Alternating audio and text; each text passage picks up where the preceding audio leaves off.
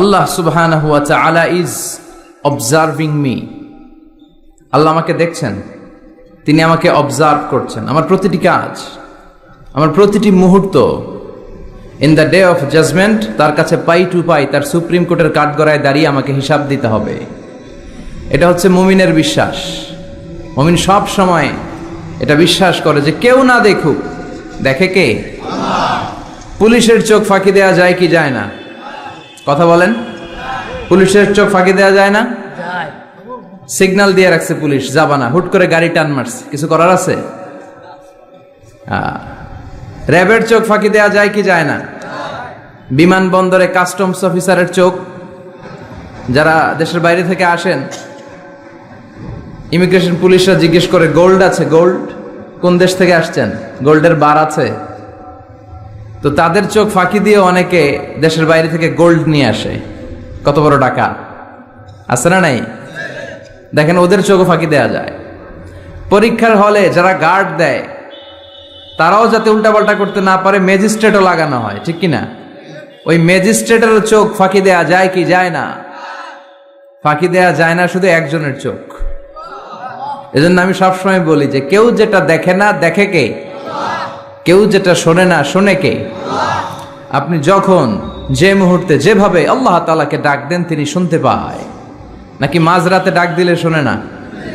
তুফানে পড়ে ডাক দিলে শোনে না? ভূমিকম্পের মাঝখানে ডাক দিলে উনি শোনে না? এই বিশাল ৭ আকাশ, ৭টা স্তরের জমিন, এই ৭ স্তরের জমিনের নিচে কোনো গোপনতম প্রকোষ্ঠে কোনো একটা বক্সের ভিতরে যদি ছোট্ট একটা মাকড়সা বা পিপিলিকা হেঁটে বেড়ায়, আল্লাহ বলেন আমি ৭ আকাশের উপর থেকে, আমার আরশের উপর থেকে ওই পিঁপড়ার পায়ের আওয়াজটাও শুনতে পাই। এজন্য বিপদে পড়লে, মন যখন বিষণ্ণ থাকবে, দুঃখের সময়ে আমরা চাইব কার কাছে? সব সময় প্রশংসা করব কার? ইদা সাআলতা ফাসআলিল্লাহ ওয়া ইদা ইসতাআনতা ফাসতাইন বিল্লাহ। যখন সাহায্য চাইবে আল্লাহর কাছে চাও, যখন কোনো কিছুর প্রয়োজন হবে আল্লাহর কাছে চাও। বিষ্ণু বলেছেন তোমার পায়ের জুতার ফিতাও যদি ছিঁড়ে যায়, মুচির দোকানে যাওয়ার আগে, জুতা ছিঁড়ে গেছে, মুচির দোকানে তো যেতেই হবে, কিন্তু মুচির দোকানেও যাওয়ার আগে চাইবা কার কাছে? আল্লাহর কাছে। এটা হচ্ছে মুমিনের বিশ্বাস। অগাধ বিশ্বাস থাকবে তার আল্লাহর উপর।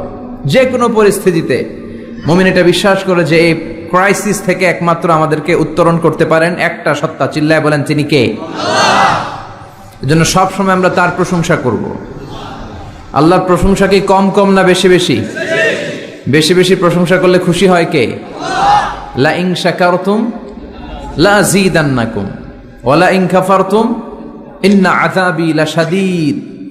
যদি আমার শুকরিয়া করো, আমাকে যদি থ্যাঙ্কস দাও, তাহলে আমি আল্লাহ তোমাকে নেয়ামত যা দিয়েছি আরো বাড়িয়ে দেব।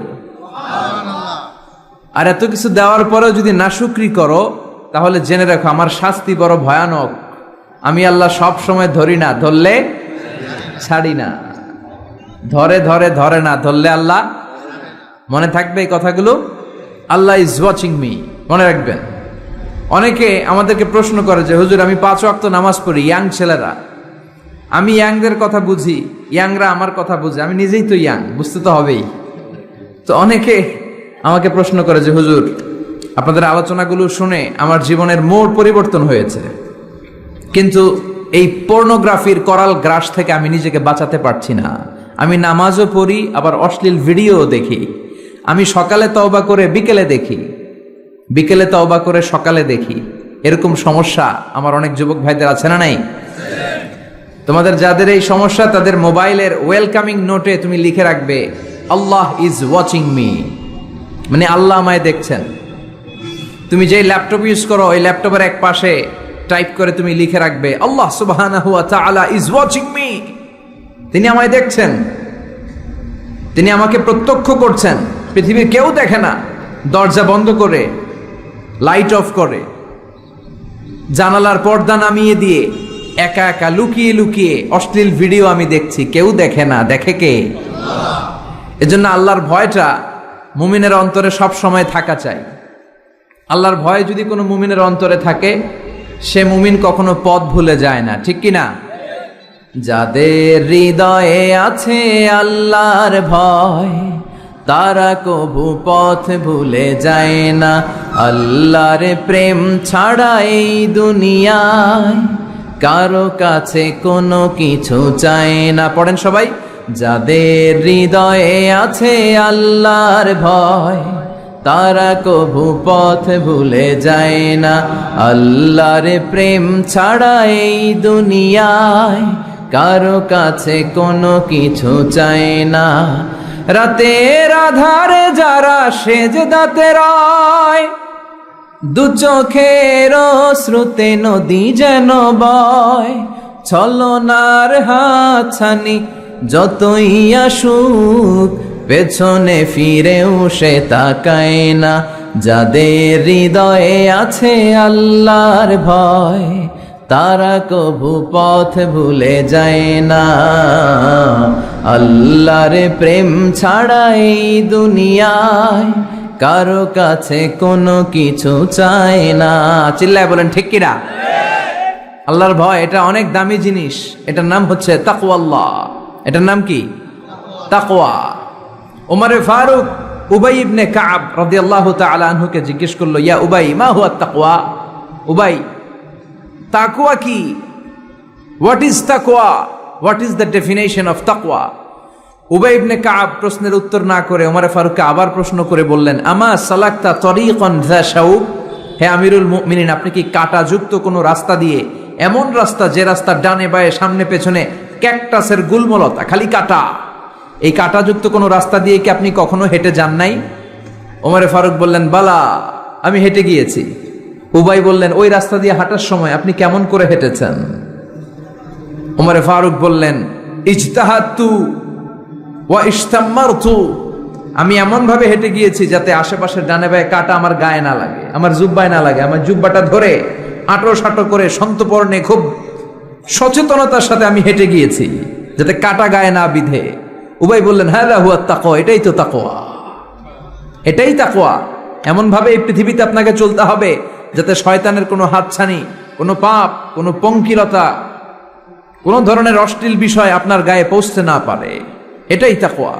বিশ্বনবী একবার খেজুরের ডালা ভেঙে মরুভূমির মধ্যে একটা দাগ টানলেন, লম্বা দাগ টেনে সাহাবাদেরকে বললেন, হাদা সিরাতুল মুস্তাকিম, এটার নাম সিরাতুল মুস্তাকিম। তারপর ডানে বায়ে দুই দিকে অনেকগুলো ছোট ছোট দাগ কাটলেন, বললেন, হাদিহি সুবুলুশ শায়তান, ডানে বায়ের রাস্তাগুলো এগুলো শয়তানের রাস্তা। ডান দিক থেকে বাম দিক থেকে তোমাকে শয়তান হাতছানি দিবে। গানের কনসার্টে চলো, দুম্মা চলে ধুম দেখতে চলো, জুয়াবাজিতে চলো, নিষিদ্ধ পল্লীতে চলো, একটার পর একটা হাতছানি আপনাকে ডানে বায়ে সামনে থেকে পেছন থেকে আপনাকে গ্রাস করে ফেলতে চাইবে। কিন্তু মুমিন যখন সিরাতুল মুস্তাকিমের পথে একবার উঠেছে, এই পথটা শুরু হয়েছে দুনিয়া থেকে, এটার ওই প্রান্তে আছে জান্নাতুল ফেরদাউস। ঠিক কিনা? এজন্য প্রতিদিন সালাতে আমরা পড়ি ইহদিনাস সিরাতাল মুস্তাকিম। যে যুবকদের এই সমস্যা আছে, পর্নোগ্রাফির সমস্যা, এটা জাতীয় সমস্যা বাংলাদেশের জাতীয় রোগের নাম ডায়াবেটিক্স। জাতীয় রোগের নাম কি? আর যুবক যার জাতীয় সমস্যা হচ্ছে কি? পর্নোগ্রাফি। স্মার্টফোনগুলো আমাদেরকে স্মার্ট না বানিয়ে আমাদেরকে শেষ করে দিচ্ছে। ঠিক কিনা? এজন্য আপনার একটা শক্ত সিদ্ধান্ত পারে আপনাকে জান্নাতি বানাতে, আর আপনার দুর্বল সিদ্ধান্তটাই আপনাকে জাহান্নামী বানানোর জন্য যথেষ্ট। এজন্য মুমিন মাত্রই তাকে বিশ্বাস করতে হবে, আল্লাহ ইজ ওয়াচিং মি। কি বিশ্বাস করবেন?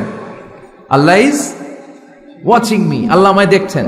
কেউ দেখে না, কারো দেখার দরকার নাই, কিন্তু আমার আল্লাহ দেখে। ঠিক কিনা? এটাই সবসময় মুমিনের অন্তরে থাকতে হবে। এটার নাম ঈমান, এটার নাম তাকওয়া। এই তাকওয়া নিয়ে যেন আমরা মরতে পারি, আল্লাহ তুমি তৌফিক দাও। ঈমানের সাথে যেন আমাদের মৃত্যু নসিব হয়, তুমি তৌফিক দাও। বিশ্বনবী সবসময় দোয়া করতেন, আল্লাহুম্মা রযুকনা হুসনাল খাওয়াতিম, হে আল্লাহ তুমি আমার শেষটাকে ভালো করো, কারণ সব ভালো তার, শেষ ভালো যার।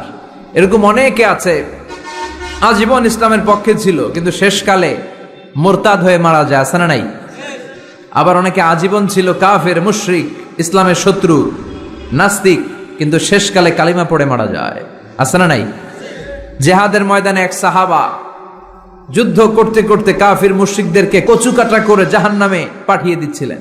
জেহাদের ময়দানে ওনার যুদ্ধ দেখে সব সাহাবারা বলল, আজকের জেহাদের ময়দানের সব সওয়াব এই সাহাবা পেয়ে যাবে। বিশ্বনবী বললেন, হুয়া ফিন্নার, ও জাহান্নামে যাবে। এক সাহাবী তো অবাক, এটা আবার কেমন কথা? জান মাল সব বাজি রেখে জেহাদের ময়দানে আল্লাহর দুশমনগুলোর একটার পর একটাকে শেষ করে দিয়ে জাহান্নামে পাঠিয়ে দিচ্ছে, আর এই মুজাহিদ ফি সাবিলিল্লাহ জাহান্নামে যাবে। How it's possible? এই সাহাবী পেছনে পেছনে লুকিয়ে লুকিয়ে দেখতে লাগলো যে আমি এটার শেষ দেখতে চাই। দেখতে দেখতে এক পর্যায়ে তিনি খুঁজে পেলেন যে সাহাবী কাফেরদের বিরুদ্ধে যুদ্ধ করতে করতে কাফেরদের বিশাল এক ঘাটির ভেতরে ঢুকে পড়েছে। সেখানে যুদ্ধ করতে করতে একটা পর্যায়ে এমন আসলো, সে মারে আবার মার খায়। শুধু মারে না, মারেও আবার মরেও। মার খেতে খেতে হঠাৎ তার ডান হাতে এক কাফের এক কোপ মেরে তার ডান হাতটা কেটে ফেলে দিল। তাকে আহত অবস্থায় রেখে দিয়ে কাফেররা অন্যদিকে চলে গেল। এই ডান হাত থেকে ব্লিডিং হতে হতে এমন অবস্থা আর সহ্য হয় না। আর কিছুক্ষণ ওয়েট করলেই তার শাহাদাতের মৃত্যু। কিসের মৃত্যু? কথা বলেন। আমাকে শহীদ করে সেই মিছিলে শামিল করে নিও, যে মিছিলের নেতা মীর হামজা খোবায়েবে খাব্বাব আল্লাহর কাছে ছিল অতি প্রিয়, শামিল করে নিও আমাকে শহীদ করে সেই মিছিলে শামিল করে নিও। পড়েন আমিন। শাহাদাতের তামান্না যার অন্তরে থাকে না সে মুমিন হতে পারে না, সে মুনাফিক। মরতে তো হবেই, এজন্য আল্লাহর কাছে আমরা শাহাদাতের মৃত্যু চাই, ঠিক কিনা? বিশ্বনবী বলেন, শাহাদাতের মৃত্যু নিয়ে কেউ যদি বিছানায় পড়েও মারা যায়, কিয়ামতের দিন শহীদদের কাতারে আল্লাহ তাকে দাঁড় করিয়ে দিবে। তো যুদ্ধ করতে করতে ওই সাহাবা আর কিছু সময় অপেক্ষা করলেই শহীদি মৃত্যু। কিন্তু আর অপেক্ষা করতে না পেরে তলোয়ারটাকে সে মাটিতে গেড়ে ওই তলোয়ারের উপর ঝাঁপিয়ে পড়ল। পেটের এই পাশ থেকে ঢুকে পিঠ দিয়ে তলোয়ার বের হয়ে গেল, ওইখানে শেষ। তার মানে শাহাদাতের মৃত্যু হয় নাই, তার হয়েছে আত্মহত্যা। তার কি হয়েছে? সুইসাইড। মান খাতালা নাফসাহু বিশাইইন উযযিবা বিহি ইয়াউমাল কিয়ামা, যে ব্যক্তি যে জিনিস দিয়ে নিজেকে শেষ করবে কিয়ামতের দিন, ওটাই হবে তার শাস্তি। যে গলায় ওড়না পেঁচিয়ে মারা যায়, ওই মেয়েগুলো in the day of judgment, কিয়ামতে বিচার শেষে জাহান্নামে শুধু ওড়না পেঁচিয়ে মরতেই থাকবে। যে বিষ খেয়ে মারা যায়, ওর শাস্তি হবে জাহান্নামের বিষ খেয়ে খেয়ে সে জাহান্নামটাকে কাঁপিয়ে তুলবে। যে ছুরি ঢুকিয়ে স্ট্যাবিং করে মারা যায়, ও শুধু স্ট্যাবিং করতেই থাকবে জাহান্নামে। তো এই সাহাবা আত্মহত্যা করলেন। পেছন থেকে লুকিয়ে লুকিয়ে যে সাহাবা এই দৃশ্য দেখলো, সে দৌড়ে বিশ্বনবীর কাছে যেয়ে বলল, আশহাদু আন্নাকা মুহাম্মদ রাসূলুল্লাহ, আমি সাক্ষ্য দিচ্ছি নিশ্চয়ই আপনি আল্লাহর রাসূল। কারণ ওই সাহাবী আত্মহত্যা করে মারা গিয়েছে, তার কপালে শাহাদাত জোটে নাই। এজন্য বিশ্বনবী দোয়া করতে বলেছেন, আল্লাহুম্মা রযুকনা হুসনাল খাওয়াতিম, হে আল্লাহ আমাদের শেষটাকে তুমি ঈমানের মৃত্যু দিও, শেষ সময়টাতে তোমার নাম জপে যেন আমরা পৃথিবী থেকে যেতে পারি, তুমি তৌফিক দাও। চিল্লায় পড়েন আমিন। সব সময় মুমিন ভয় পাবে কাকে? চাইবে কার কাছে? নাকি খাজা বাবার কাছে, বড় হুজুর, ছোট হুজুর? একজনের কাছে আমরা চাইবো। চিৎকার করে বলেন, তিনি কে? তিনি হচ্ছেন আমাদের আল্লাহ। আমরা আল্লাহর দরবারে শুকরিয়া জানাই যে চমৎকার প্রোগ্রামে আল্লাহ তাআলা আমাদেরকে আসার বসার তৌফিক এনায়েত করেছেন। আসুন আমরা সবাই শুরুতে কালিমাতুশ শুকর উচ্চারণ করি। আমরা পড়ি আলহামদুলিল্লাহ। সবাই পড়েন, রব্বানা লাকাল হামদ হামদান কাসীরান তাইয়িবান মুবারাকান ফীহি ইয়া রাব্বি লাকাল হামদু কামা ইয়ানবাগি লিজালালি ওয়াজহিকা ওয়া আযীমি সুলতানিকা, লাকাল হামদু বিল ঈমান, লাকাল হামদু বিল ইসলাম, লাকাল হামদু বিল কোরআন। আল্লাহ আজকের এই কথাগুলোকে, বলাটাকে, শোনাটাকে তুমি কবুল করো। আজকের মাহফিলটাকে তুমি আমাদের নাজাতের ওসিলা বানাও। আরো জোরে পড়ি আমিন। কালা কচুয়া, ধলা কচুয়া নাই এদিকে? ধলাও আছে, কালা কচুয়া। চাঁদপুরের দিকে আবার একটা আছে কচুয়া, না? কাজিমউদ্দিন খন্দকার উচ্চ বিদ্যালয়, আলহাজ আব্দুল হক খন্দকার মহিলা মাদ্রাসা ও ফারুকিয়া হাফিজিয়া মাদ্রাসা এতিমখানার উদ্যোগে 53তম বার্ষিক ওয়াজ ও দোয়ার মাহফিল। এদিকে 53 বছর বয়স হয়েছে এরকম মানুষই কম, হাতে গোনা কয়েকজন, ঠিক কিনা? 53 বছর ধরে এখানে কথা হয়, মাশাআল্লাহ। এই মাহফিলটা কিয়ামত পর্যন্ত এভাবে জারি থাক, আমরা চাই কি চাই না? আল্লাহ তুমি কবুল করো। স্থান হচ্ছে কাজিমউদ্দিন খন্দকার উচ্চ বিদ্যালয় ময়দান। সভাপতি আলহাজ মোহাম্মদ জামাল খন্দকার সাহেব। বেঁচে আছে তো? না আছে তো? ও আছেন আপনি, মাশাআল্লাহ, তাবারাকাল্লাহ। প্রধান অতিথি অ্যাডভোকেট আব্দুল মতিন খসরু সাহেব, আমাদের মাননীয় এমপি মহোদয়, সংসদ সদস্য কুমিল্লা 5, প্রেসিডিয়াম সদস্য বাংলাদেশ আওয়ামী লীগ ও সাবেক সফল মন্ত্রী আইন, বিচার ও সংসদ বিষয়ক মন্ত্রণালয়। অনেক নাম শুনেছি ওনার, দেখা হয় না।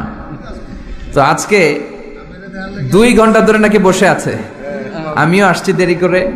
তারপরে এখানে একটা রেস্টুরেন্টে আমরা ডিনার করলাম। তো সবাই বারবার ফোন করে বলছিল যে এমপি সাহেব কিন্তু বসে আছে, বসে আছে। আমি ওনার নাম শুনেছি, উনি খুব ধর্মপ্রাণ একজন মানুষ। অনেকে আছে এই বড় বড় পদগুলো পেলে ইসলামকে ভুলে যায়, এরকম ডাকাত আছে না নাই? কিন্তু আপনাদের এমপি মহোদয় ইসলাম প্রিয়, ধর্মপ্রাণ, ইসলাম সম্পর্কে জানেও বেশি, মানেও বেশি, এবং বিভিন্ন মাহফিলে উনি যান। সেখানে যে দেদারসে বিভিন্ন জায়গায় ফান্ডিং করেন, সেখানে দান খয়রাত করেন। আমি নাম শুনেছি ওনার অনেক। আল্লাহ ওনাকে ইসলামের জন্য তুমি কবুল করো। যতদিন বেঁচে থাকেন ততদিন যেন ইসলামের সৈনিক হিসেবে এই বাংলার জমিনে কাজ করতে পারে, তুমি তৌফিক দাও। আমার আগে কথা বলেছে মোহাম্মদ বেলাল হোসেন হেলালি সাহেব, চমৎকার কথা বলেছেন, সুনিশ্চিত কোরআন থেকেই কথা বলেছেন। কথা বলেছেন শরীফুল ইসলাম সুলতানি সাহেব, আরো অনেকে কথা বলেছেন। যারাই কথা বলেছে কোরআন থেকে বলেছে, আর কোরআন থেকে কথা বললে ওটা ভালো হয়, ঠিক কিনা? ওইখানে ভেজাল থাকে না, কারণ এই কিতাবটা এমন কিতাব যেই কিতাবে কোনো ভেজাল নাই। আছে? কথা বলেন। আপনারা তো জিমায় পড়ছেন কেন? হ্যাঁ, আপনাদের আওয়াজের চেয়ে যে ট্রাক যে যায় ওটার আওয়াজই তো বেশি। মুমিনের আওয়াজ হতে হবে ইমানের তেজে আওয়াজ, ঠিক কিনা? তাকবীর দেন গলা ফাটিয়ে। 3টা তাকবীর দিয়ে আমরা আজকে আলোচনা শুরু করি। লিল্লাহে তাকবীর, লিল্লাহে তাকবীর, লিল্লাহে তাকবীর। আল্লাহ আজীবন যেন তোমার নামের বরত্বের ঘোষণা দেই। আমরা সব সময় তাকবীর দেই একজনের নামে, তিনি কে? আমাদের সব স্লোগানে কার নাম থাকে? হিন্দুরা পড়ে जो तो मिटाना चाहे जीवन का तृष्णा सुबह शाम बोल बंदे कृष्णा कृष्णा कृष्णा। ওরা বলে কৃষ্ণা কৃষ্ণা, আমরা বলি जो तो मिटाना चाहे जीवन का जाला सुबह शाम बोल बंदे अल्लाह अल्लाह अल्लाह। ঠিক কি না? আমাদের সব জায়গায় থাকে আল্লাহ আল্লাহ আল্লাহ। আমরা এই আল্লাহর নামে অন্তরে স্থান দিতে চাই। এই অন্তরটা এমন একটা জায়গা, বিশ্বনবী বললেন ইন্না ফিল জাসাদি মুদগা, নিশ্চয় দেহে একটা গোশতের টুকরা আছে। ইদা সলুহাত সলুহাল জাসাদু কুল্লু, দেহের এই গোশতের টুকরাটা যদি ভালো হয়ে যায় পুরো দেহটা ভালো হয়ে যায়। ওয়া ইন ফাসাদাত ফাসাদাল জাসাদু কুল্লু, দেহের এই গোশতের টুকরা যদি পচে যায়, খারাপ হয়ে যায়, পুরো দেহটা খারাপ হয়ে যায়। বিষ্ণু বললেন আলা ওয়াহিয়াল কলব, জেনে রেখো এই গোশতের টুকরাটার নাম হচ্ছে কলব। সেটার নাম কি? এই যে বাম স্তনের 2 আঙ্গুল নিচে থাকে, এটা এই জায়গায় আল্লাহ সেট করে দিয়েছেন কলব। আলা বিযিকরিল্লাহি তাতমাইন্নুল কুলুব, কোনো কিছু দিয়ে এই কলবের প্রশান্তি আসে না শুধুমাত্র আল্লাহর জিকির ছাড়া। এজন্য কলবের মধ্যে আল্লাহর জিকির বসাতে হবে। কি বসাবেন? নাকি আয়না? অনেকে আয়না বসাতে চায়, বসায় না? কি বলে? আয়না বসায় দে মোর কলবের ভিতর। না, আয়না বসাবো না, এই কলবে থাকবে সুবহানাল্লাহ, আলহামদুলিল্লাহ, লা ইলাহা ইল্লাল্লাহ, আল্লাহু আকবার। এই 4টা জিকির সবচেয়ে সেরা জিকির, খেয়াল রাখবেন। দেখেন ইসলাম মানা সহজ। আমরা আজে বাজে জায়গায় যে আজে বাজে লোকদের কথা শুনে আমরা ভুল তথ্য পেয়েছিলাম এতদিন। ইসলাম মানাটা সহজ, একেবারে নিরেট, সোজা সাপটা, গোজামিল নাই। আল্লাহর কথা আর আল্লাহ রাসূলের কথায় কোনো গোজামিল থাকে না। সুবহানাল্লাহ, আলহামদুলিল্লাহ, লা ইলাহা ইল্লাল্লাহ, আল্লাহু আকবার। পড়েন সুবহানাল্লাহ, আলহামদুলিল্লাহ, লা ইলাহা ইল্লাল্লাহ, আল্লাহু আকবার। এই 4টা তাসবিহ হচ্ছে, 4টা জিকির হচ্ছে শ্রেষ্ঠ জিকির। শ্রেষ্ঠ তো শ্রেষ্ঠই তো পাইছেন, আর এদিক ওদিক তাকান কেন? পড়েন ইচ্ছে মতো, ইচ্ছে মতো পড়েন, ইচ্ছে মতো পড়েন। এই চারটা জিকির একসাথে মিলিয়েও পড়া যায়, আলাদা করেও পড়া যায়। আবার বিষ্ণু বললেন, মিজানের পাল্লা ভারী করতে চাও, ফাআম্মা মান সাকুলাত মাওয়াজিনুহু ফাহুয়া ফি আইশাতির রাদিয়া। মিজানের পাল্লা যারা ভারী করতে চাও তারা দুইটা জিকির করবা, সুবহানাল্লাহি ওয়া বিহামদিহি সুবহানাল্লাহিল আযীম। এই দুইটা শব্দ কালিমাতান হাবিবাতান ইলার রহমান, আল্লাহর কাছে খুব প্রিয়, সাকিলাতানি ফিল লিসান। এই জিহ্বার মধ্যে এই শব্দ দুইটা উচ্চারণে খুব সহজ, খুব পাতলা। সাকিলাতানি ফিল মিজান, কিন্তু এই শব্দ দুইটা মিজানের পাল্লায় রেখে দিলে অনেক ওজন হয়ে যাবে। সুবহানাল্লাহি বিহামদিহি সুবহানাল্লাহিল আযীম। পড়তে রাজি আছেন তো? প্রত্যেক ফরজ সালাতের পরে আয়াতুল কুরসি পড়বেন। কি পড়বেন? মুখস্থ আছে না? এটা পড়ে ফু দিলে কোনো জিন পড়ি, ব্ল্যাক ম্যাজিক কোনো কিছু আপনারা ধরতে পারবে না। বিষ্ণু বলেন, মান কারা আয়াতাল কুরসি দুবুরা কুল্লি সালাতিন মাকতুবা লাম ইয়ামনাহু মিন দুখুলিল জান্নাতি ইল্লাল মাউত। প্রত্যেক ফরজ সালাতের পরে কেউ যদি আয়াতুল কুরসি পড়ে, তার জান্নাতে ঢোকার ব্যাপারে আর কোনো বাধা নিষেধ থাকে না। একটা জিনিস ছাড়া, সুবহানাল্লাহ, আরেকটু পরে কোন একটা জিনিস ছাড়া, ইল্লাল মাউত, সেটা হচ্ছে মৃত্যু। লোকটা মরে না তাই জান্নাতে যায় না, মরলেই জান্নাতি। এবার সুবহানাল্লাহ। তাহলে প্রত্যেক ফরজ সালাতের পরে আয়াতুল কুরসি দরকার আছে না নাই? প্রত্যেক ফরজ সালাতের পরে সালাম ফিরিয়ে আওয়াজ করে পড়বেন আল্লাহু আকবার। 3 বার পড়বেন আস্তাগফিরুল্লাহ আস্তাগফিরুল্লাহ আস্তাগফিরুল্লাহ।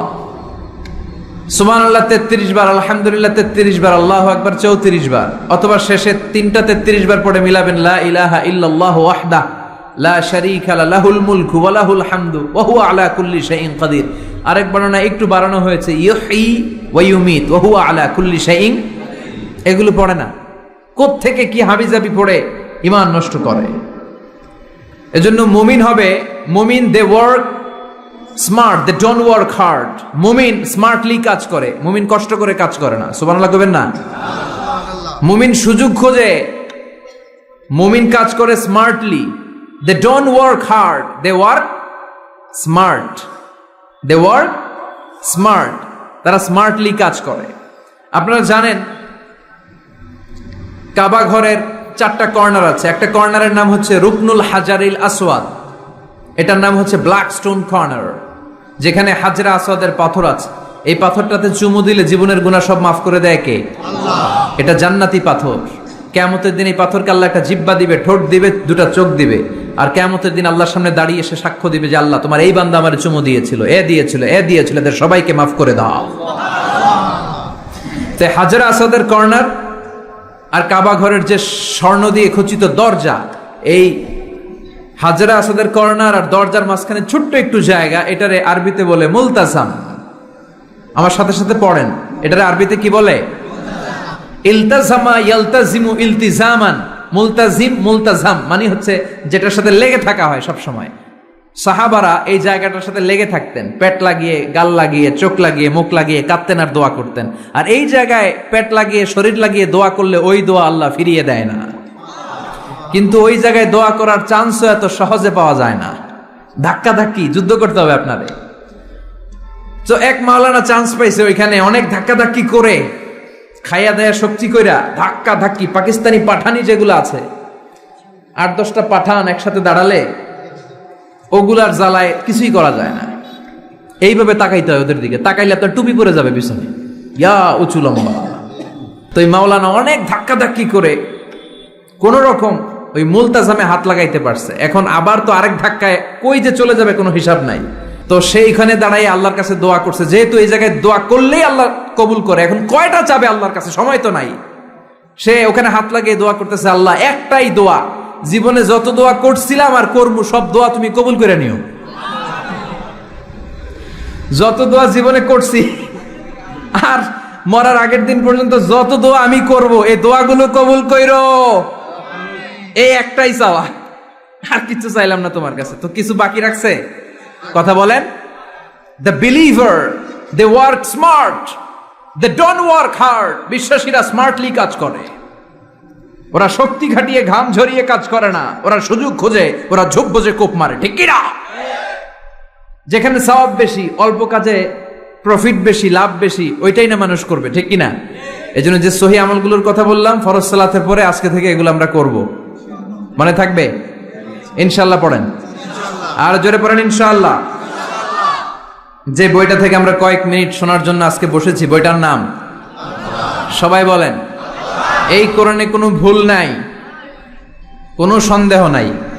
This is the book, the most authentic and original book in the world, whereof there is no doubt in it, and a guidance to those who are muttaqin. আল্লাহ বললেন যালিকাল কিতাব লা রাইবা ফিহি হুদাল লিল মুত্তাকিন। এমন বই যেটাতে সন্দেহের অবকাশ নেই, মুত্তাকিনদের জন্য গাইডলাইন। আবার রব্বুল আলামিন বলেন কিতাবুন আনজালনাহু ইলাইকা লিতুখরিজান নাসা মিনাল যুলুমাতি ইলান নূর। ও Muhammad, I've revealed this holy and sacred book unto you in order to lead the mankind out of darkness into the light. ও নবী, অনেকগুলো অন্ধকার থেকে একটা আলোর মশালের দিকে নিয়ে যাওয়ার জন্য আমি কোরআন নাজিল করেছি। বামপন্থীদেরকে ডানপন্থী বানানোর জন্য আমি কোরআন নাজিল করেছি। জাহান্নামীগুলারে জান্নাতি বানাতে আমি কোরআন নাজিল করেছি। সুবহানাল্লাহ পড়েন। ওই কোরআন থেকে আজকে আমরা কথা শুনবো, পড়েন ইনশাআল্লাহ। আমি আপনাদের খেদমতে আল কোরআন আল কারীমের 30তম পারার 112তম সূরা, খুব ছোট্ট একটি সূরা, সাইজে ছোট্ট হলেও ফজিলতের শেষ নাই। এই সূরার বরকতের শেষ নাই। এই সূরার ইম্পর্টেন্স, সিগনিফিকেন্স, স্ট্যাটাস এগুলো শেষ নাই। অনেক ছোট ছোট জিনিসকে আমরা উপেক্ষা করি, আমরা গুরুত্ব দিতে চাই না, কিন্তু আসলে এটার গুরুত্ব যে কত বেশি আমরা বুঝি না। সূরাতুল ইখলাস হচ্ছে ওই রকম একটি সূরা যেটাকে আমরা গুরুত্ব দেই কম, আসলে অনেক গুরুত্বপূর্ণ। সুবহানাল্লাহ পড়ে। এমন একটা সূরা যে সূরাটা সবার মুখস্থ আছে। মুখস্থ নাই কার কার একটু হাত তোলেন। সবার মুখস্থ আছে না? আলহামদুলিল্লাহ পড়েন।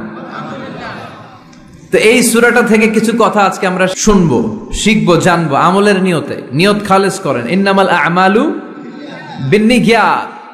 সব কাজের প্রতিফল দেয়া হবে নিয়তের উপর বেস করে, বেসড অন ইউর ইন্টেনশন। আপনার কি ইচ্ছা ছিল, এজন্য সব কাজ করার আগে নিয়তটাকে খালেস করবেন। নামাজে দাঁড়ানোর আগে যদি নিয়তে গোলমাল থাকে নামাজ হবে? কথা বলেন। আপনি যদি লোক দেখানোর জন্য সালাত পড়েন হবে? মানুষে আপনারে আলহাজ ডাকবে, এজন্য যদি হজ করেন কবুল হবে? এরকম হাজি আছে না নাই? আলহাজ না ডাকলে চাইতে ওঠে, আছে না নাই? তো আপনি চেতেন কেন? আপনি কি আলহাজ শোনার জন্য হজ করছেন? হজ করেছি কার জন্য? আতিমুল হাজ্জা ওয়াল উমরাতা লিল্লাহ। আল্লাহর শব্দ চুজিংটা দেখছেন? আল্লাহর রুচি দেখেছেন? লিল্লাহ, আল্লাহ যোগ করে দিয়েছে। আতিমুল হাজ্জা ওয়াল উমরাতা লিল্লাহ। হজ এবং উমরা করবে শুধুমাত্র একজনকে খুশি করার জন্য। তিনি কে? এটার নাম ইখলাস। সবকিছু আল্লাহর জন্য করতে চাওয়া, এটার আরবি নাম হচ্ছে ইখলাস। আরবি নাম কি? আর এই ইখলাস নামে আল্লাহ কোরআন একটা সূরায় দিয়ে দিয়েছে। সুবহানাল্লাহ। কোরআনে যত সূরা আল্লাহ দিয়েছে প্রত্যেকটা সূরার নাম কোরআনের ওই সূরার ভেতরকার কোনো আয়াত থেকে বা শব্দ থেকে নেওয়া হয়েছে, কিন্তু এই সূরাটা এই সূরার ভেতরকার কোনো শব্দ থেকে এটার নামকরণ হয় নাই। সূরাতুল ইখলাসের ভিতরে আল ইখলাস শব্দটা আছে, এটা একটা সূরা। আর একটা সূরা আছে যেই সূরার নামকরণ ওই সূরার কোনো শব্দ থেকে নেওয়া হয় নাই, সেটা হচ্ছে সূরাতুল ফাতিহা। আল ফাতিহা শব্দটা সূরা ফাতিহা 7 আয়াতের কোথাও আছে? সূরাতুল ইখলাস আন্তরিকতার সূরা, দ্য সূরা অফ সিনসিয়ারিটি। তো এই জন্য শুরুতে নিয়ত খালেস করে নেন যে যা আজকে আমরা শুনবো আমলের নিয়তে। ইনশাআল্লাহ পড়েন। আল্লাহ তুমি কবুল করো। তবে আমি যখন বক্তৃতা করি আমি মনে করি যে আমি ক্লাস নিচ্ছি, এবং আমাকে অনেকে মেসেজ করে যে, আমাকে আমার ফেসবুক পেজে অনেকে মেসেজ করে যে হুজুর আমি আপনার তাফসির ক্লাসের একজন ছাত্র, আমার বুকটা ভরে যায়। আমার খুব আনন্দ হয় তখন যে আমি আপনার তাফসির ক্লাসের এক ছাত্রী, আমি আপনার তাফসির ক্লাসের এক ছাত্র। তো এটা একটা ক্লাস, এজন্য আপনাদেরকে কিছু জিজ্ঞেস করলে আপনারা আওয়াজ করে উত্তর দিবেন। সূরাটার নাম হচ্ছে সূরাতুল ইখলাস। কি নাম? সূরাতুল ইখলাস। এই সূরার আয়াত সংখ্যা 4টি। চিল্লায় বলেন কয়টি?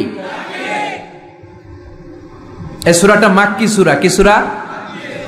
কোরআনের সূরাগুলো দুই ভাগে বিভক্ত, একটা মাক্কি আর একটা মাদানী। এটা কি সূরা? সবাই বলেন। এটা কোরআনের 112তম সূরা। এই সূরায় মোট শব্দ আছে 15টা, অক্ষর আছে 47টা। আলহামদুলিল্লাহ পড়েন। সূরাটার নাম হচ্ছে সূরাতুল ইখলাস। সূরাতুল ইখলাসে শুধু এই সূরার নাম নয়, আরো অনেকগুলো নাম পাওয়া যায় এই সূরার।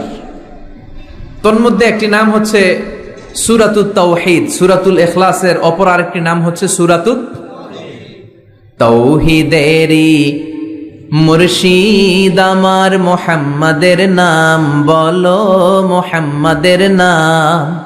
আল্লাহর নাম জপলে বুঝতে পারি আল্লাহরই কালাম বলো, মুহাম্মাদের নাম।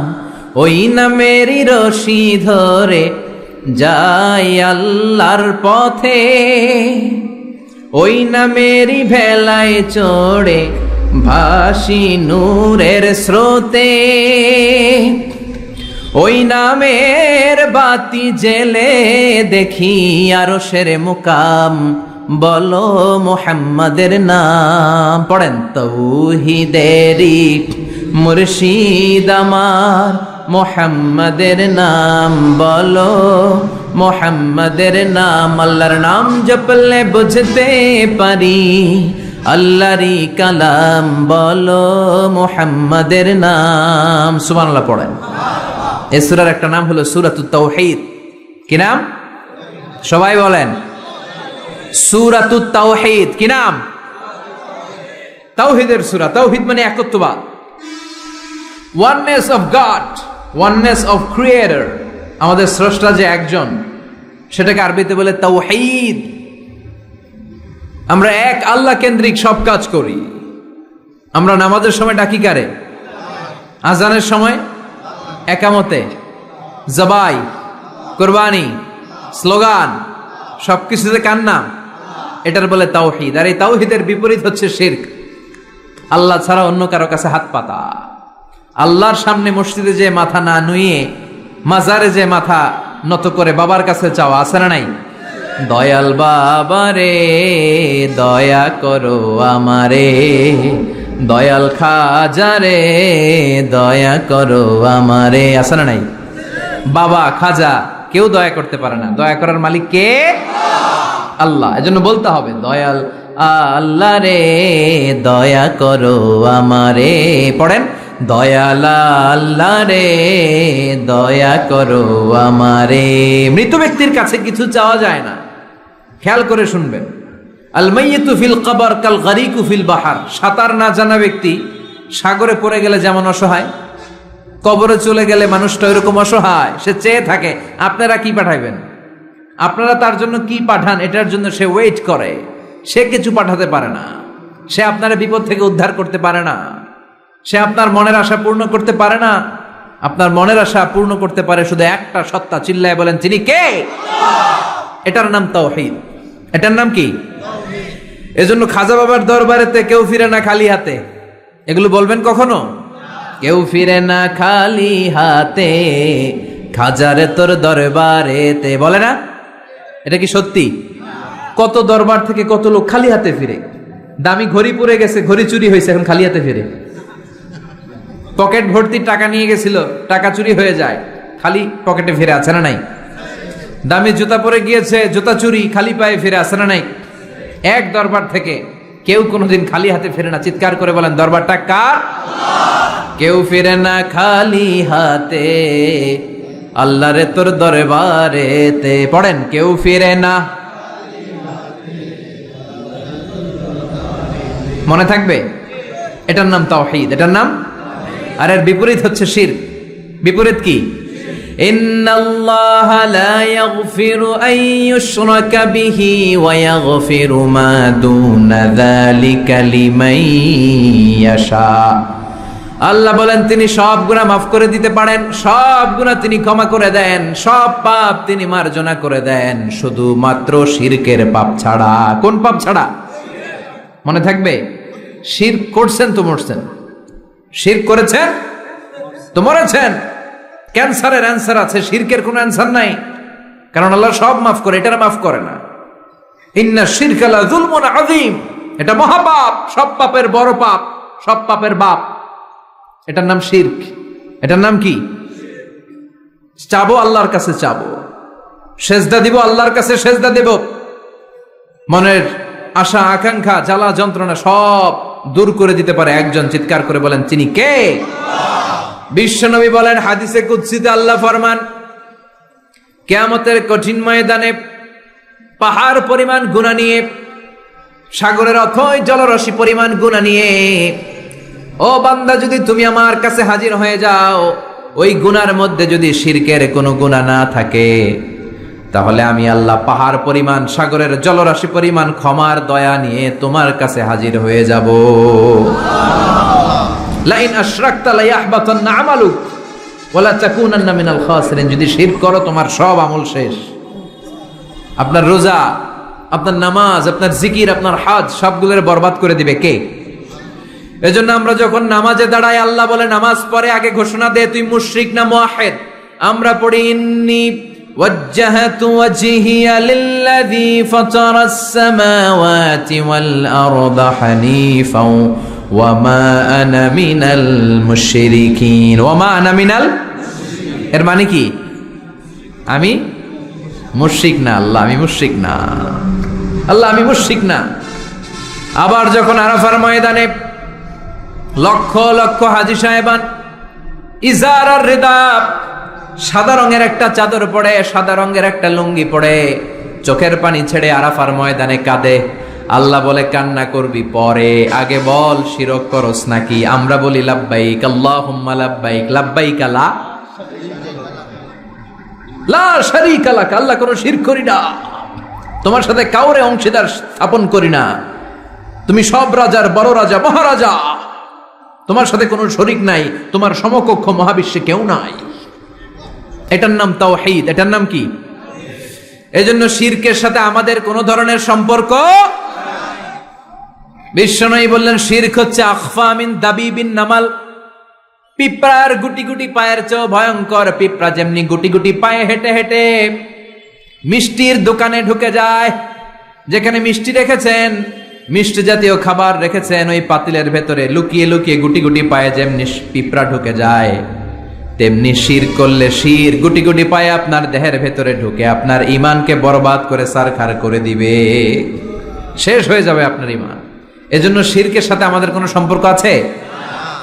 শিরকের সাথে যে সম্পর্ক নাই, তাওহীদে যে আমাদেরকে বিশ্বাসী হতে হবে, সেই লক্ষ্যে আল্লাহ তাআলা এই সূরার আরেকটা নাম দিলেন, সেটা হচ্ছে সূরাতুত তাওহীদ। সেটার নাম কি? তাহলে সূরাতুল ইখলাসে শুধু সূরাতুল ইখলাসের নাম নয়, এটার আরেকটা নাম কি মনে থাকবে সবার? এই সূরার আরেকটা নাম হচ্ছে সূরাতুল মা'রিফা। সূরাতুল, কথা বলেন, জোরে বলেন। আপনাদের জিমানি ধরছে? 2-4 জনই কয়, বাকিরা কয় না। বাকিরা কয় না ক্লাস করুম না, আপনি পড়ায় যান। আছে না নাই? এই সূরার নাম সূরাতুল মা'রিফা। চিল্লায় বলেন কি নাম? এইভাবে উত্তর করতে হবে, মা'রিফা। মা'রিফা মানে জানা বা চিনা। মা'রিফা মানে কি? জানা বা চিনা। এই সূরা পড়লে আল্লাহরে জানা যায়, এই সূরা তেলাওয়াত করলে আল্লাহরে চিনা যায়।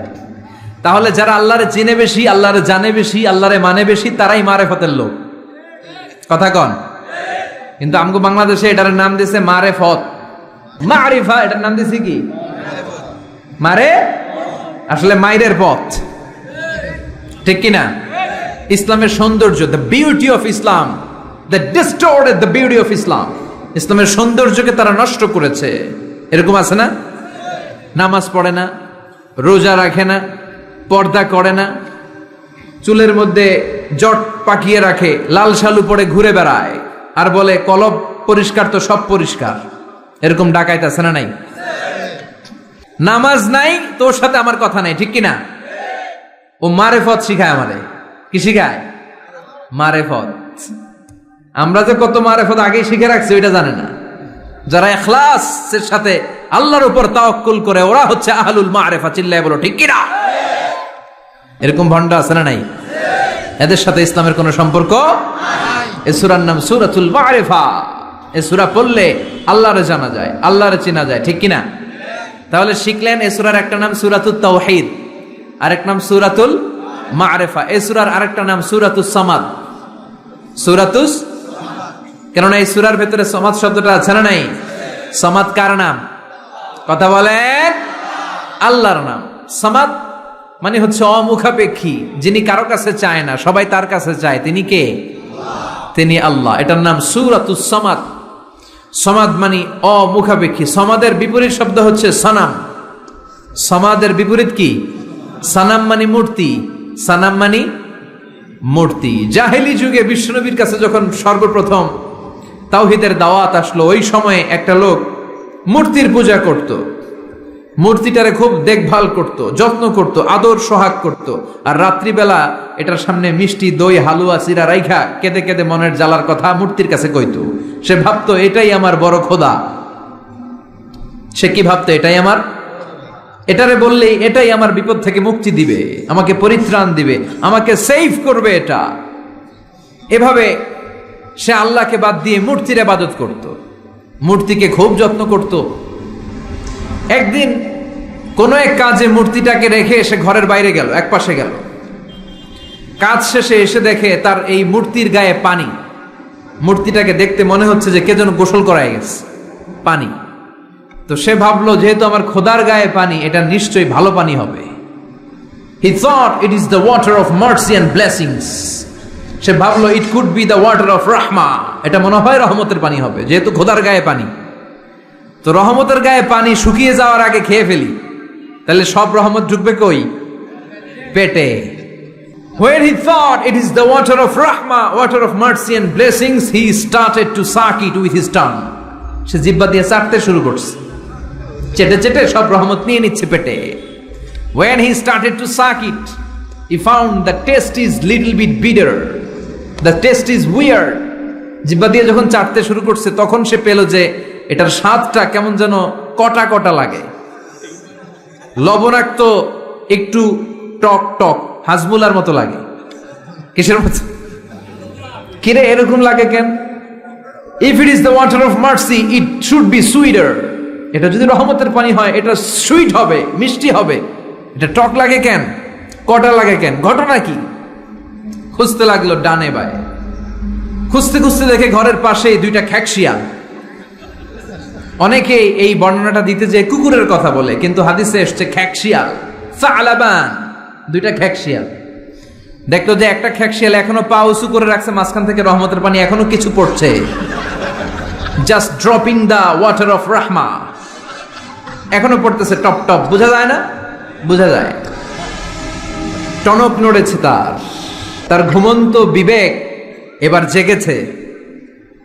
এবার সে চিন্তা করলো, হায় হায়, এতক্ষণ ভাবছি রহমতের পানি, এখন দেখি কুত্তার মুত, এখন দেখি খ্যাকশিয়ালের পেশাব।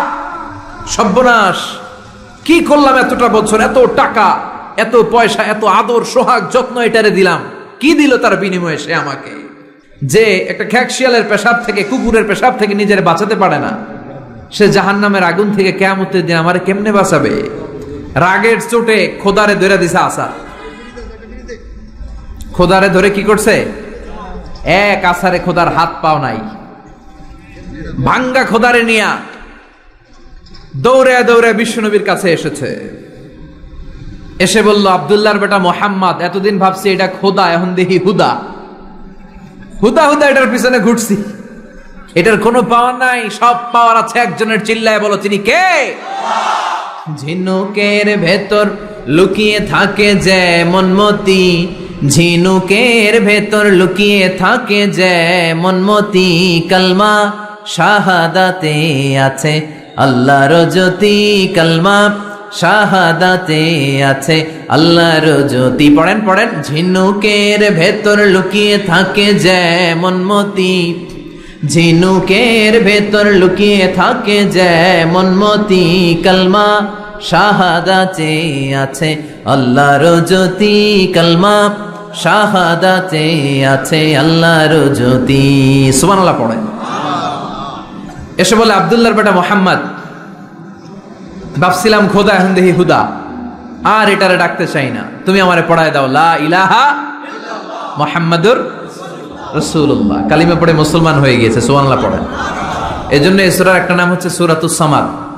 তাহলে পাইলাম সূরাতুত তাওহীদ, পাইলাম সূরাতুল মারিফা, পাইলাম সূরাতুস, সুবহানাল্লাহ পড়েন, এই সূরাটা বিশ্বনবী সাল্লাল্লাহু আলাইহি ওয়াসাল্লাম প্রতিদিন ফজরের নামাজের সুন্নত যে 2 রাকাত, ফজরের সালাতের সুন্নত 2 রাকাত পড়ি না আমরা, এই সুন্নত 2 রাকাতে বিশ্বনবী পড়তেন। মাগরিবের 2 রাকাত সুন্নতের মধ্যে এই সূরাটা পড়তেন। বেতেরের 3 রাকাতের শেষ রাকাতে বিশ্বনবী সূরাতুল ইখলাসটা পড়তেন। আবার তাওয়াফ করার পরে যারা হজ উমরা করছেন, তাওয়াফ করা লাগে না? কয়টা?